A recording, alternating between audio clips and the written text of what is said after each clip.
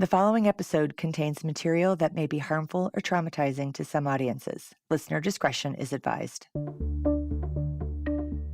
It was the day after Christmas, 1996, in Boulder, Colorado. John and Patsy Ramsey woke early to get ready for a family trip to Michigan.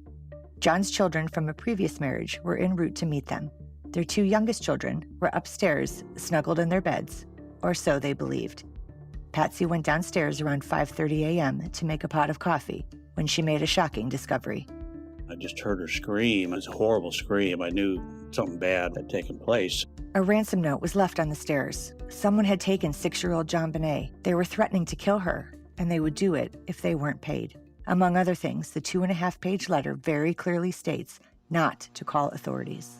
911 emergency. Police. What's going on? 15th Street. What's going on there, ma'am? We have a kidnapping. Hurry, please. Explain to me what's going on, okay? There's a note left and our daughter's gone. A note was left and your daughter is gone? How old is your daughter? 6 years old. She's gone. We called the police immediately. I didn't search the house at that time. I guess I took the note as what it was. We have your daughter. So it didn't occur to me to think, well, maybe she's still in the house. I just imagined she was out there in the cold, dark with some monster. Just before 6 a.m., Boulder police arrive. I said, my daughter's been taken. Here's the ransom note. And he said, well, do you think she could have run away? And I said, no, she's 6 years old. No way. That's ridiculous. One of them did sort of go through the house a little bit, but not extensively. I was told later. I didn't know it at the time. You always search the house thoroughly when a child is missing, because they could be playing games, they could be hiding. Of course, we didn't think about that, and the police didn't either. A little while later, one of the officers suggested John and a friend do a more thorough search of the house to see if anything looked out of place. Then I went down to the basement. There was a suitcase under an open window, and I said, that shouldn't be there. That suitcase is out of place. It shouldn't be sitting under the window like that. And the window was open. And then I went into what we called the wine room, but it was an old coal room. Opened the door and found her immediately. His daughter was found. John was relieved. It was a relief. It's like, oh, thank God I found my child. Her mouth was taped over and her wrists were tied. I took the tape off her mouth immediately and then tried to get the rope around her wrists undone. I couldn't. It was too tight.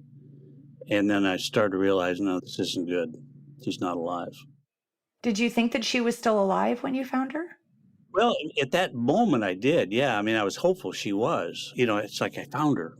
Thank God I found her. Just for probably seconds, I thought she would be okay. And then pretty quick realized that she wasn't going to be okay. John ran his daughter from the basement up the stairs to where the others were. I picked her up, carried her upstairs, laid her down on the floor in the living room, and one of the police officers looked for a pulse and looked at me and said, she's gone. That was brutal. 6-year-old JonBenét Ramsey was dead, brutally murdered, strangled to death, her skull fractured. Patsy Ramsey dialed 911, telling police her daughter had been kidnapped. Well, when police got here, they went inside the house, and a short time later, they found a little girl's body. Nothing is worse than the death of a child. John and Patsy Ramsey faced an unthinkable loss. But in the following days and for the next 25 years, they'd also face scrutiny, accusations, and death threats. And they'd be tried over and over again in the court of public opinion. Police haven't named any suspects, but curiously, they are saying that the public at large is not in any danger, that there is not a random killer on the loose. From Cast Media, this is Media Circus, an inside look at private tragedy in the public eye.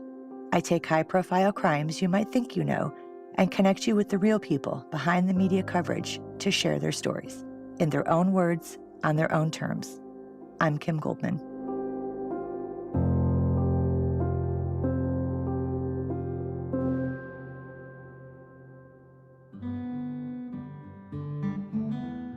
Boulder, Colorado is said to be a community of endless adventure. It's known for its laid-back lifestyle and breathtaking views of the Flatirons and Rocky Mountains, and is touted as one of Colorado's most beloved cities.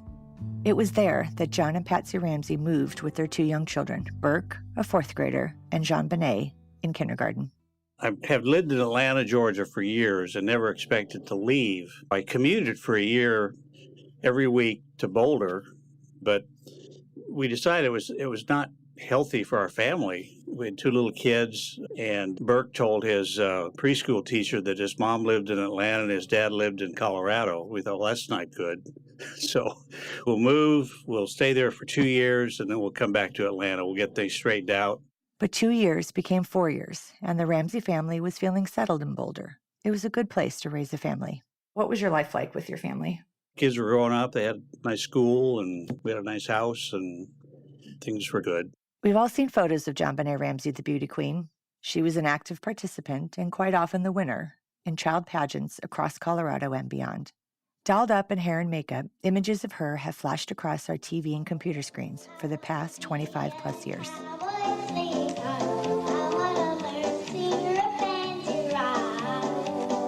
This beauty pageant stuff was just something that she and Patsy had fun with. We didn't take it real serious.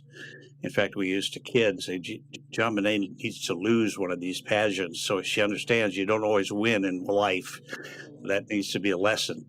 But they had fun with it. You know, there was a lot of people that had accusations and thoughts and negative feelings about pageants and all the other BS. What do you say to the people that pass judgment on your family? Well, I didn't care for the pageants either, but Patsy had just gone into remission from stage 4 ovarian cancer. And with stage 4 ovarian cancer, you're lucky if you live for 5 years. And I know she tried to pack a lot of mother-daughter time in what I suspect she knew might be limited. The perception appeared to be that Patsy was dragging JonBenét to these things to live vicariously through her, and that just absolutely was not true at all. You know, Patsy was in the Miss America pageant in 1977, and it was a good experience for her. She got a scholarship for college. She said, I knew I'd never win. It was just fun to be there. And that was her perspective on it. But there's also the comments around that she was over-sexualized and it brought negative attention to her, and that it was derelict in your parenting because you allowed that. I mean, those are the kinds of things that I remember hearing and seeing. You know, as a father, I would have preferred my daughters to wear burqas until they were about 30. So there's that aspect of you don't want your little daughter dressed up. But I knew that they enjoyed doing it together, and it was just fun for them. The audience were parents and grandparents. It wasn't intended to be public. In retrospect, I would have wished I'd have said more, but again, Patsy was lucky to be alive at that stage of her life. I really want to know more about her when she wasn't wearing a crown or a sash. Like, what was her personality like? Well, yeah, she was a lot more than that. She was a very extroverted person and liked to put on little plays at home, and her friends dress up. It was ad lib, of course, but that's who she was. So she was very much out there personality-wise. I want to be a doctor or a nurse to help people get well. She had just started kindergarten that year and loved her school and had lots of little friends. And she went to Sunday school every Sunday, violin lessons. She was taking piano lessons, was going to do rock climbing. And Patsy's philosophy was, let's let the kids try whatever they're interested in and see if they like it or not, and try to just develop their self-esteem and interests and so forth. What was her relationship like with her brother? Oh, it was great. They were pals. I mean, she used to irritate him now and then, but all little sisters can do that. That's what they're supposed to do. That was her job, yeah. They're building a Lego set, you knock it over. That's just kind of what you do.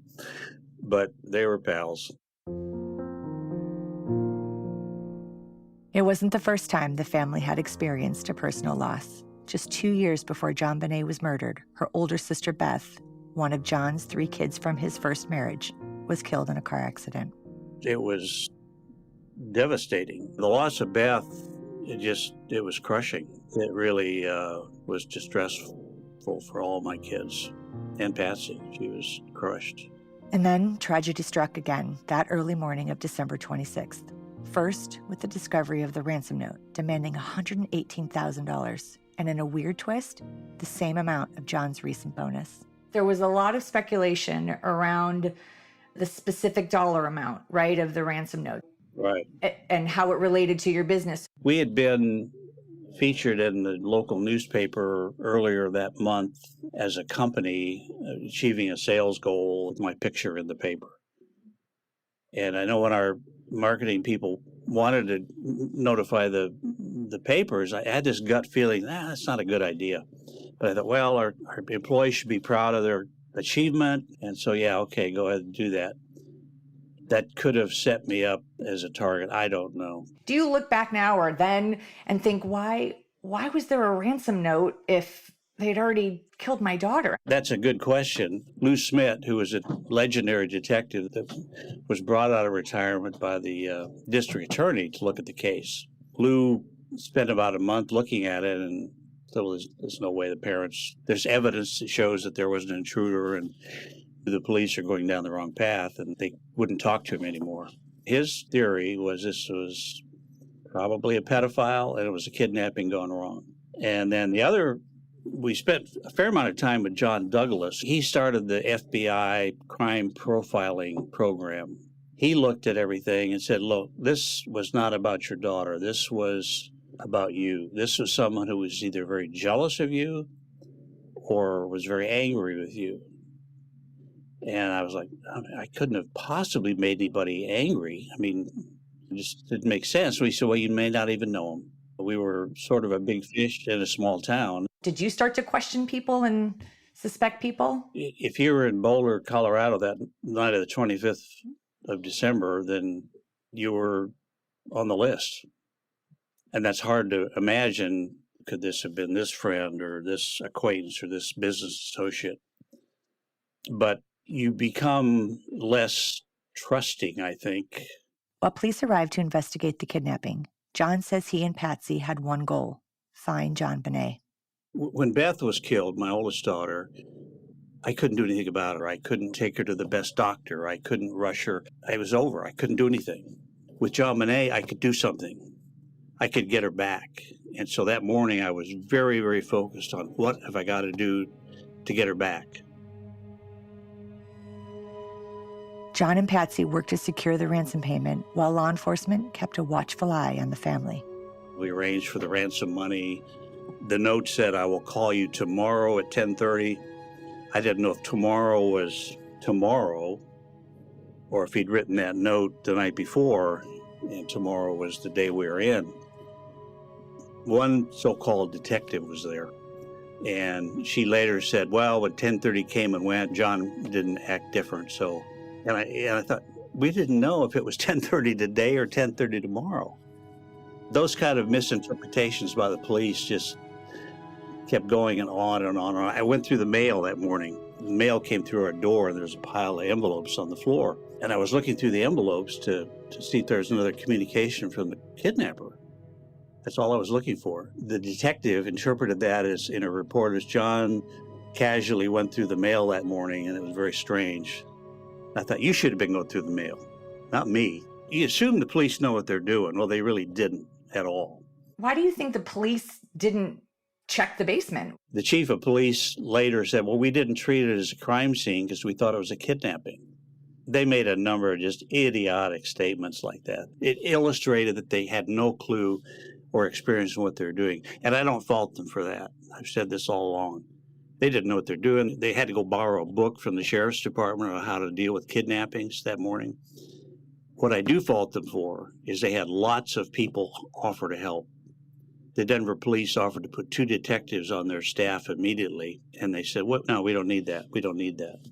They refused help from people that knew what they're doing. And that's the real tragedy here. Officers were upstairs when John and a friend made the gruesome discovery. And what JonBenét's father did next was also scrutinized. I carried her upstairs. It just seemed like I wanted to take her to help. Of course, I was later criticized for disturbing the crime scene, which is laughable. Well, if you're a parent, what would you do? You'd say, oh, I can't touch my child. It's a crime scene. No, you're going to try to do something. It was upstairs that JonBenét's mom, Patsy, learned her daughter was dead. Patsy came over and hugged her and laid on her, and that's really all I remember that morning. And we left the house immediately and never went back in that house. I couldn't do it.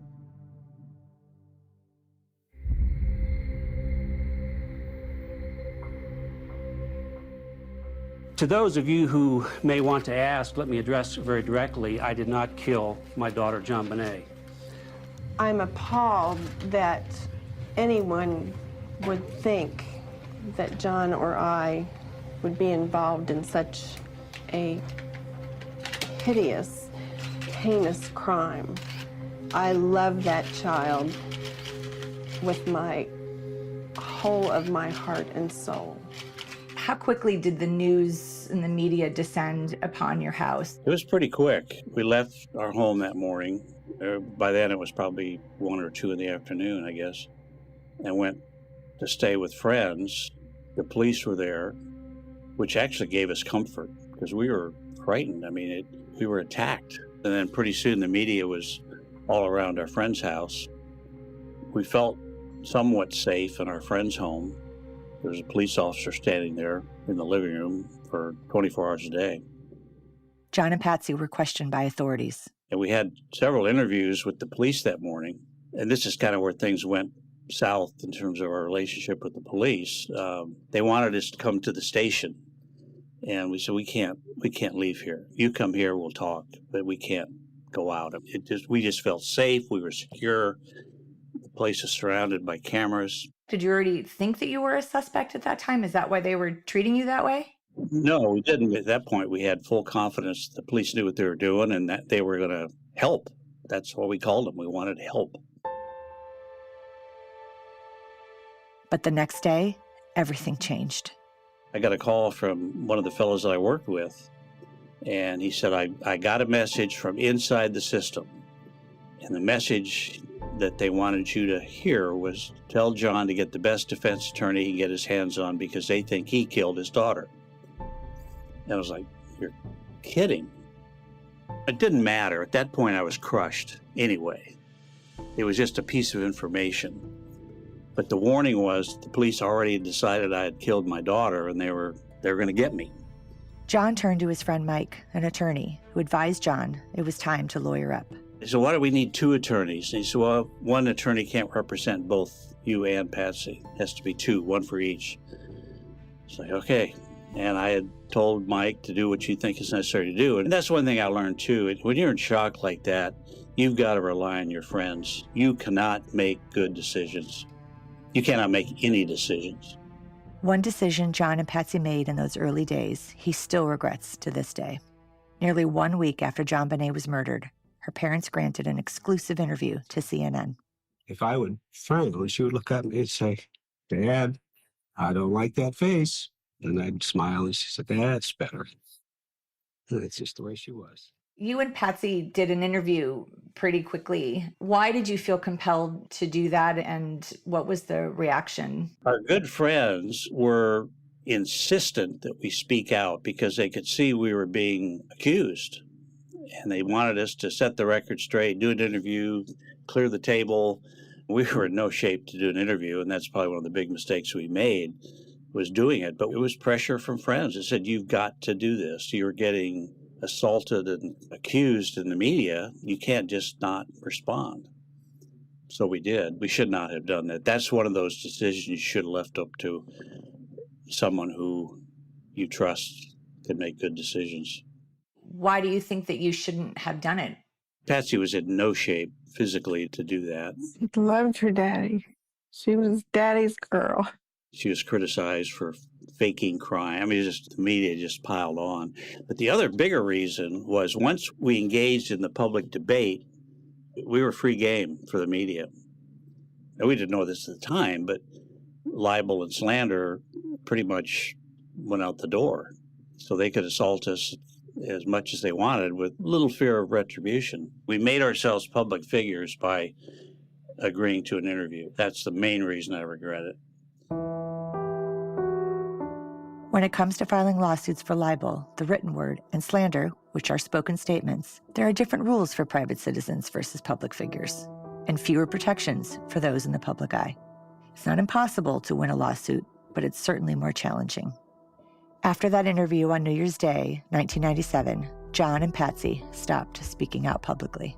Our attorneys wouldn't let us talk to the media after that. They wouldn't talk to the media. And they said, look, we practice law in front of a jury or a judge. We don't practice law in front of the media. There's no ground rules. And it's a real dilemma because we were being tried and convicted by the media with no defense. And that went on for about 2 years. They thought you and Patsy had something to do with JonBenét's murder, so did your silence contribute to those beliefs? Sure, it's possible. But it didn't matter to us that we were being accused. It's like, we've lost our child. We cannot be hurt any more than we've been hurt. It really didn't matter what was being said about us in the media. And we didn't pay attention. In fact, we cut off our cable because we got tired of watching Geraldo on. This thing has only just begun. The pressure on John Ramsey, the dad, there's no statute of limitations on murder. We thought, why are we paying money to have this brought into our home? But our friends would call and say, you wouldn't believe what they said about you last night. But no, don't tell us. We don't want to know. It was a lynch mob, and you can't stand up to a lynch mob. While the media blasted the Ramseys. All right, now in Boulder, Colorado, JonBenét Ramsey. May remember that case. Little girl, beauty contestant, plenty of video on her. Very aggressive mother, stage mother. Father was wealthy. They live in Boulder, a community that is very questionable. There was a 3-page ransom note and a practice note written within the house. Much of the public embraced them. What was really gratifying, people asked me, what's it like to be out in public? I said, it's wonderful. People stop us. They apologize for what had been being done to us. They give us hugs. It was very uplifting. Early on, we were flying back from Denver to Atlanta, and we were checking in with the ticket agent, and he hands us 2 first-class seats. He said, this is because I believe in you. And that was early. That happened all the time. And so it was very, it gave me a lot of confidence in my fellow man that they care about people and they're not buying the media craziness. Did you have experiences that weren't as positive? I certainly can remember many in my years. Yeah, a few. Patsy was crossing the street one day and this lady assaulted her verbally in Atlanta, but not many. I'm sure there are people that maybe just didn't say anything that harbored ill thoughts, but one case that really was remarkable, I thought Patsy was downtown Atlanta, which is crazy, busy traffic and people coming and going. She's standing at the street corner waiting to cross the street, and this cab driver screeched to a halt. Big guy gets out and says, you Patsy Ramsey? He said, yeah. He said, I want to give you a hug. I'm so sorry. Gave her a hug. This big, burly guy got back in his cab, took off. And it's like, what a wonderful treat and a gift. April 1997, Boulder District Attorney Alex Hunter announces John and Patsy are the prime suspects and focus of the police investigation. I think that it is fair to say that they're under the umbrella of suspicion. How did that impact you and Patsy? It was kind of Patsy and I against the world, in our view. That I've had friends, I know of people that had lost a child and they end up with a divorce. And that's fairly common, apparently.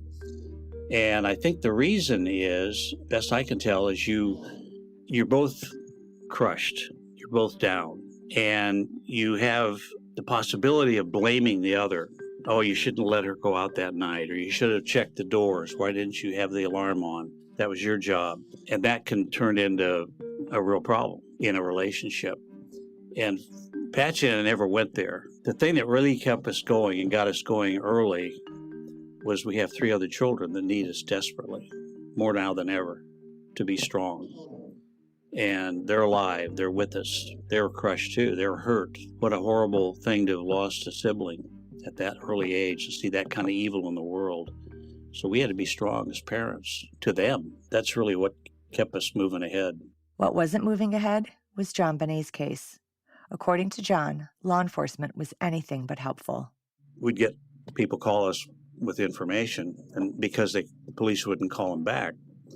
We actually had the district attorney call our attorney, said, look, I have this interesting lead. Could you have your investigators check it out? I don't believe the police will follow up on it. He asked us to follow up on a lead. This is a district attorney. And the Ramseys feared for their safety. I would imagine for unsolved cases, it does become a constantly looking over your shoulder and wondering if every person you come in contact with could have been. We were frightened for a good while for our safety. And we did move back to Atlanta, which was always our plan. We had police outside our home all night, every night for probably a year. Off-duty police that we hired. We just felt that's the only way we felt safe. But then the media was also camped outside our house. And we thought, well, why are we paying the police to do this? They're already here with cameras. That's security. Do you think that the media, with the amount of attention you had, it made you more of a target? We were afraid of that, certainly, and still are to this day. Like, I would not want you to say where I lived, things like that. There are crazy people out there. You don't want to be a target. But the couple continued to be a target in the media. Tabloids figured out in their business model that sensational news sells, so let's just make it up, and then we'll pay out a lot of money in settlements, and that's just part of the cost of product. And so the tabloids made up a lot of stuff, and in a number of cases, the mainstream media picked it up. I remember reading USA Today one day, front page, and the article said, it was reported in the Globe tabloid that, and then it went on, that's tragic. USA Today, national, supposedly credible journalist, is getting their information from the Globe, which is the lowest of the low in tabloids. According to John, law enforcement was in on it. And the police had a go-to guy they would feed information to, and he would put it out and everybody pick it up. And we were told a couple of years later by the then new district attorney that the police strategy was to bring intense pressure on Patsy and I, however they could, one of which was to release misleading information, false information to the media, and they just piled on. And that one of us would confess, turn the other one in, case would be solved. That was the whole strategy of the police. And so a lot of the misleading information that was out there was put out by the police. And we were told that by the new district attorney. So I believe that's correct and accurate. So was there ever a time that you wanted to tell the world that the facts you're hearing are BS? We did finally do an interview with Barbara Walters. Mr. Ramsey, did you kill JonBenét? No, I did not. Mrs. Ramsey, did you kill your daughter?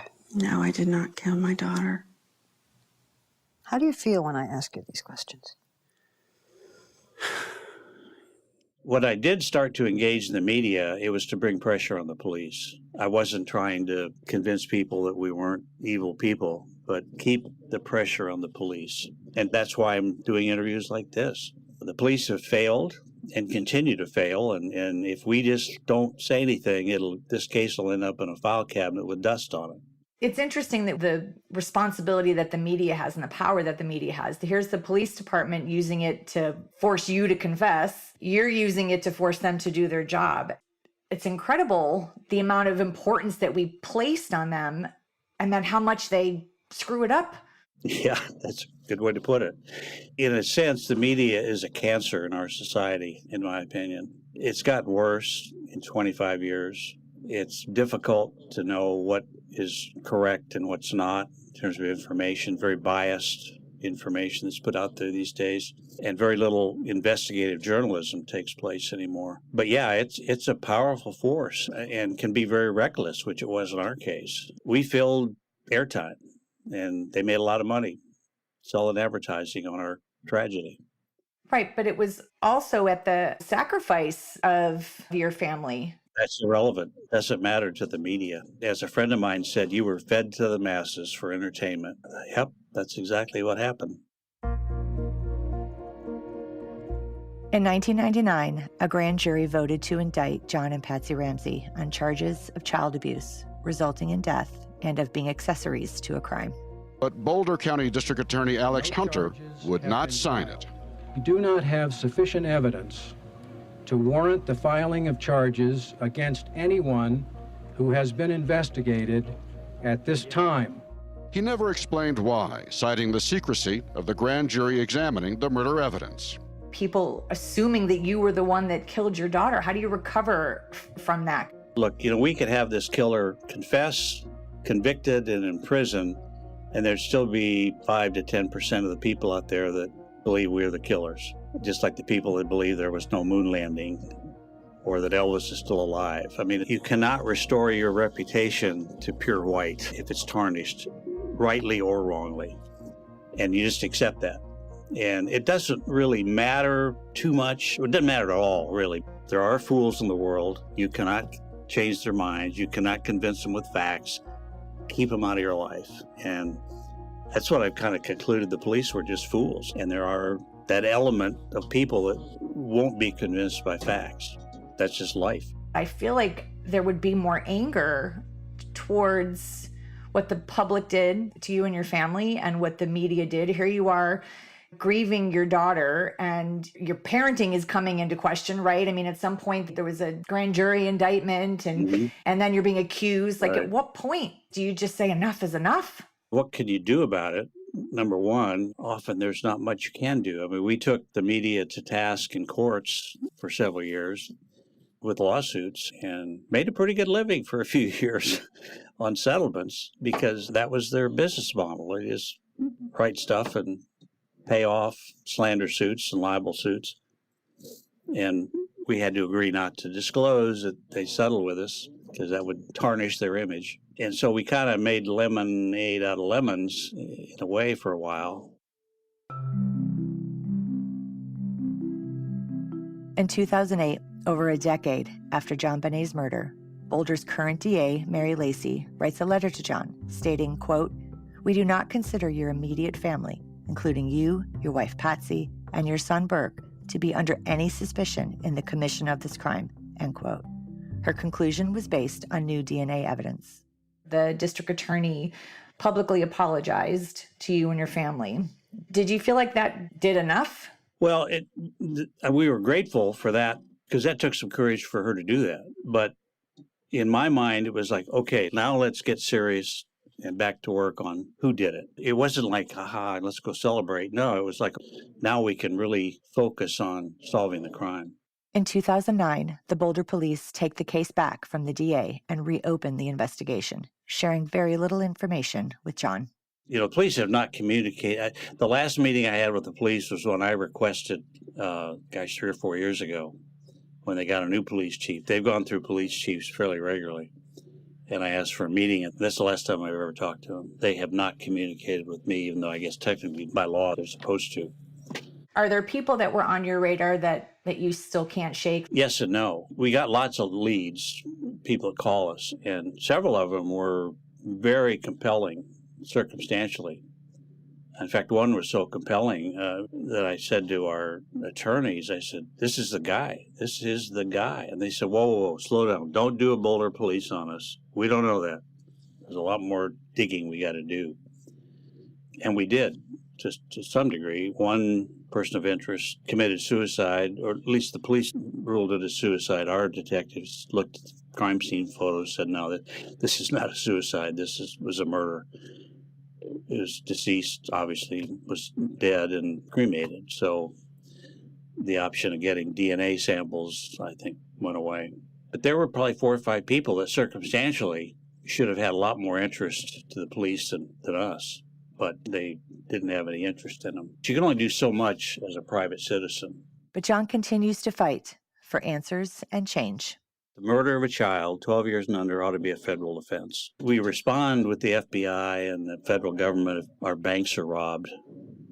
Why don't we respond that way when a child is murdered? If there's even a remote possibility, that's a significant thing I can do with the rest of my life.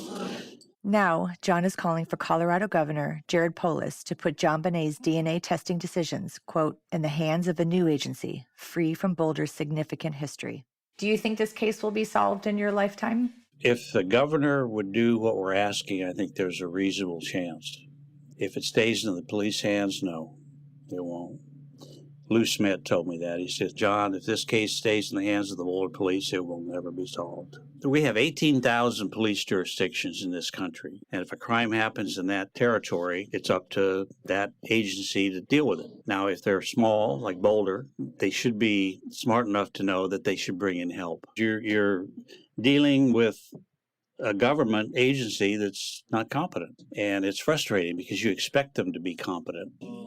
There's things that could be done, particularly with technology that's evolved in the DNA world today, that the police refuse to do it. And that's not right. And why are they refusing, do you think? I think, and this was explained to me by a psychologist, that there's this phenomenon or symptom where if you make up your mind so firmly, you can't get away from that. You can't admit you're wrong. I think they early on decided it's the parents because it's always the parents. I looked into this. 68% of the time a child is murdered, it's a caregiver is responsible. Often it's not a blood parent, it's a stepfather or stepmother or boyfriend. And there's always a long history of problems. The neighbors know about it. The police have been called before. The schools know there's problems in the home. Where there's none of that, it doesn't happen. And so to just assume 68% of the time it's the parents, it's wrong. I'm not hopeful that it'll be solved in my lifetime. My lifetime is getting shorter, too. As a friend of mine said, we're playing on the back nine right now. So it's not critical to my life if it is solved or not, but it is critical, I think, to my children and grandchildren's lives. Recently, John Andrew Ramsey, John's oldest son and JonBenét's half-brother, has taken a public role in the media, carrying on his father's mission. My father's been speaking out for 24 years. I'm happy to help him in that cause because... Is there a passing of the baton happening? Well, sort of. Not really officially passing the baton, but John has really become focused on making something happen positive. He's had numerous meetings with the police, the FBI. He's a pretty aggressive guy. I appreciate it. I've gotten weary. It's been 25 years and I'm tired. And it's discouraging when there's no results. And so John has really picked up that energy, and I'm very grateful for it. He's very good at it. In June of 2006, Patsy Ramsey died after a long battle with ovarian cancer. She was 49. 10 years later, the Ramseys' youngest son, Burke, who was 9 years old when his sister was killed, was the subject of a 4-hour CBS documentary that speculated he killed his sister before his parents staged a crime scene to cover it up. Burke ultimately sued CBS and reportedly settled for $750 million. Many of us saw the documentary a few years back that essentially accused him or, inferred that he was the one that killed his sister. What did that evoke in you? Anger as a parent to attack my child. That CBS program was just despicable. And it was done purely for ratings. It was disgusting. As a parent, if they'd attacked me, that's one thing, but they attacked my child. Burke was a 9-year-old, 60-pound little boy. This was a vicious, violent murder. He was asked to be interviewed by child psychologists early on, which we permitted, and 2 days of that. And they came back and said, no, there's no way that he even knew anything about it. Burke remained silent for a pretty long time, and then he did the Dr. Phil interview. And she's running around your room saying, oh my gosh, oh my gosh, oh my gosh. What else did she say? Did you know she was looking for JonBenét? I remember her saying, where's my baby? Where's my baby? Do you feel like that helped him? Did that put things in perspective for people, for him? No, not really. Burke does very well dealing with all of this. We had him spend time with a child psychologist after this happened. The psychologist told us, children at that age can compartmentalize things really well. It's there that their sibling sister was murdered, but they can go play with their friends, and those two are separate compartments. They said it may impact Burke more when he's 40, 50 years old, when he doesn't compartmentalize like a child. But it has to have affected him, no question. But he also lost his mother when he was 18, and that was horrible. I hated for Burke to lose Patsy, but he's doing very well. Very proud of him. Today, talking with me from his boat on the lake, John Ramsey reflects on the lessons he's learned over 2.5 decades. One of the ways John gives back is through his work with other parents who've lost a child.